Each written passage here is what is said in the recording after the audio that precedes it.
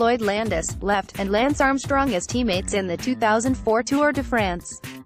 Pool photo by Bernard Papon, Washington. Lance Armstrong just avoided a trial that could have ended with his financial ruin. He reached a settlement of $5 million, the amount his lawyers offered the federal government almost 5 years ago to make amends for Armstrong's use of performance-enhancing drugs while he was sponsored by the United States Postal Service. All things considered, the settlement was a piddling sum.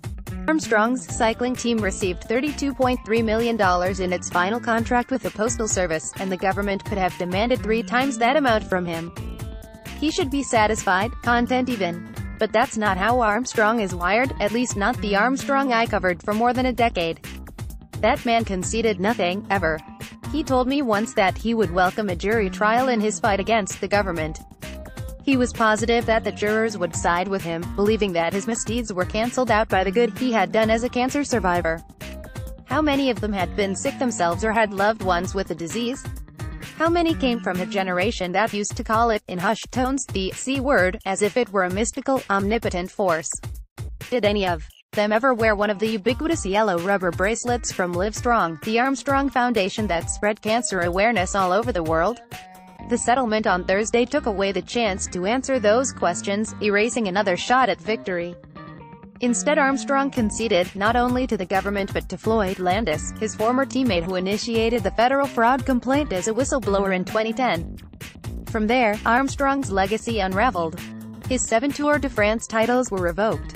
He forfeited millions in bonus money, repaid a British libel settlement, and was essentially pushed out of his own foundation. After Armstrong publicly confessed to doping in 2013, the government joined Landis's case.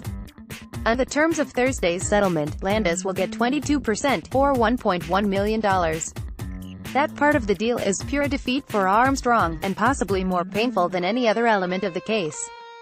He has to pay the man who was responsible for his downfall, a fellow cyclist who committed similar sins, doping and lying extravagantly about it. Landis failed a drug test and was stripped of the Tour de France title in 2006, the year after Armstrong's reign ended. Landis traveled around the United States professing his innocence, wrote a book on the subject, and persuaded people to donate to his effort to regain his title and cycling eligibility.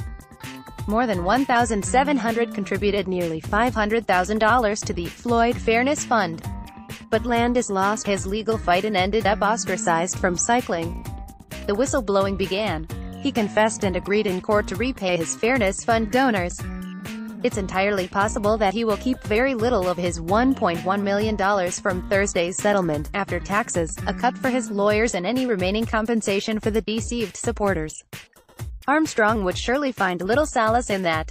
Still, aside from paying Landis for his betrayal, Armstrong can write off the settlement as an act of prudence. The case was scheduled to go to trial on May 7th. It would have been great theater, the first time Armstrong's ugly history had been explored in front of a jury. A cast of memorable characters, many with doping pasts who have been caught in grand lies, would have had the room wrapped. Cycling's long-standing code of silence would have sustained yet another smarting blow. I would have paid good money to see Betsy Andreu go toe-to-toe with Armstrong's lawyers. The wife of Frankie Andreu, another former Armstrong teammate, Betsy became one of the first people to speak out against Armstrong's doping, years before Landis did. Armstrong repeatedly tried bullying her, to no avail.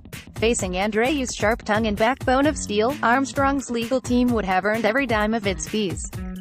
Armstrong smartly preempted that show. It's a sad day for justice, Andreu said Thursday after she heard the news of the settlement. Honestly, it feels like he just got away with it.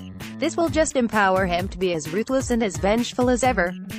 I'm disappointed because I was looking forward to telling the truth. I'm not sure Andreu, who has been proven right many times against steep odds, was correct on this point, that a trial would have brought more justice than the deal cut by federal prosecutors. After the theatrics, the jury might still have sided with Armstrong. No matter how much he had been discredited as an athlete, I suspect there was enough adoration left for him to walk away with his bank accounts unscathed. Maybe the government sensed that.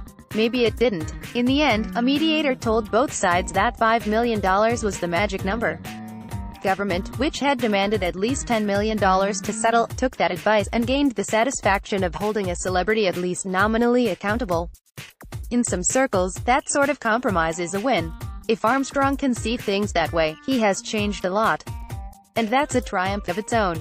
Email, juliet@nytimes.com. A version of this article appears in print on April 21, 2018, on page D1 of the New York edition with the headline, "For Armstrong, backing down may be worse than paying